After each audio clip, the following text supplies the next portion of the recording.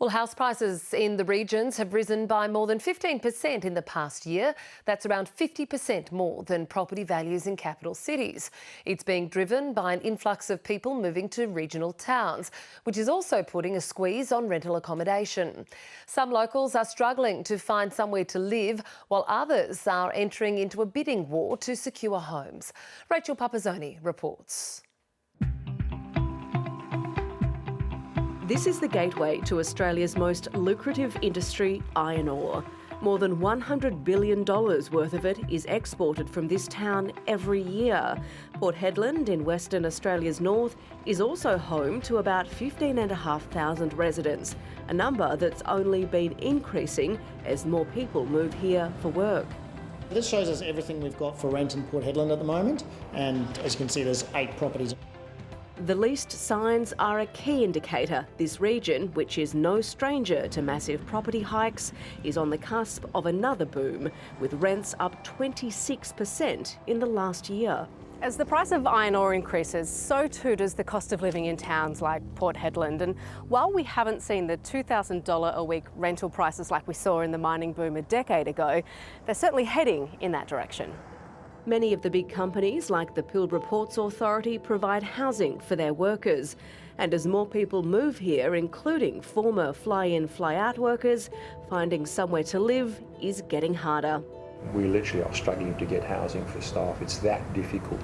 And when that happens, then you know you're in the middle of a boom. With such limited supply, it's also making it hard for locals to find a home. They do have to compete at times with applications from tenants who have the company leasing the property for them.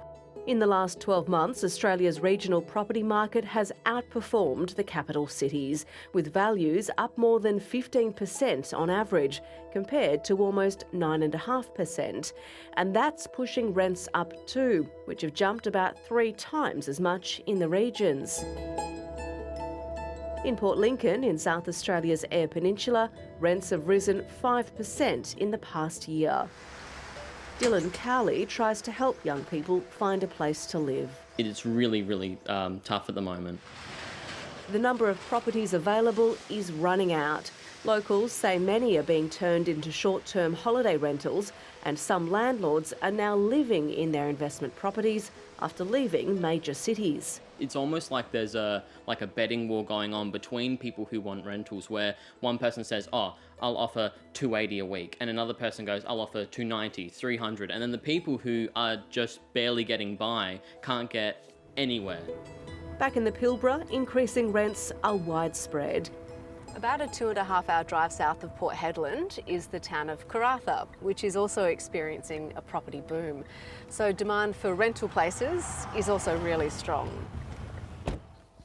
G'day Richard, how are you going? Yeah, good, Rachel, yourself? Very well, thank you. This 4-bedroom home is on the market for $780 a week. We're sitting under 1% vacancy throughout the town, and we've seen rents increase even through the year we had of COVID. 3 minor bedrooms, all have carpets and air conditioners as well. Richard Knowles was in Karratha's property business long before the last boom a decade ago, and he says he's seeing a familiar trend. We are already seeing people breaking their leases and moving back to Perth or the southwest because they just can't afford to be here anymore. So we'll come through into the Mules area. Just how high prices in this part of Australia will go in this commodity boom, few are prepared to speculate. But as long as the industries that support these towns continue to outperform, just like the sun, rents will keep rising.